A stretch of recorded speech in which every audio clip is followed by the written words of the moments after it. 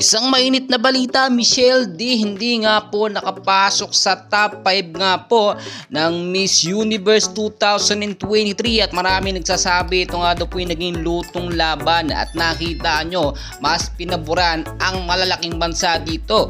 Hindi tuloy makapagpigil o nakapagpigil itong si Vice Ganda sa kanyang pahayag at sabihing tila naging luto ang laban. Napakaganda ng performance, so far so good ang pinapakita ni Michelle D, no? Sa gown evening pa lang at makikita nyo sa kanyang performance, sa kanyang talent, sa kanyang mga sagot ay makikita nating deserving talaga itong si Michelle D na makapasok nga po sa top 5 or final 5, pero sadyang ganito, no?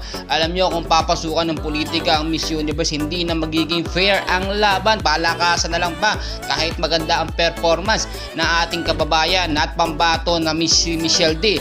Pero nakita nyo naman, no, kung ikukumpara naman natin sa ibang mga contestant na nakapasok sa top 5 ay di hamak naman na mas qualified etong ating kababayan na si Michelle D. Sa performance pa lang, sa ganda pa lang, no, ay qualified siya. Pero magkagayon man, salamat pa rin sa sumuporta, no, sa ating kababayan na si Michelle D dito nga sa naging laban niya, no, sa Miss Universe 2023. At least nakapasok tayo sa top 10 at sinubukan ni Michelle D ang kanyang talento o ang kanyang galing at nadala niya, no, ang karangalan ng gandang Pinay all over the world at makilala ang Pilipinas na isa sa nakikipagtugma o nakikipaglaban bilang isang magaling na Miss Universe 2023. And please, huwag nyo kalimutan, mamaya update ko kayo muli sa kaganapan kung ano nga ba magiging resulta or baka posible pang magbago ito kasi sinasabi nila lutong laban daw at dapat ulitin yung naging sagot o yung naging desisyon po ng mga hurado dito kay Michelle D at dapat ipasok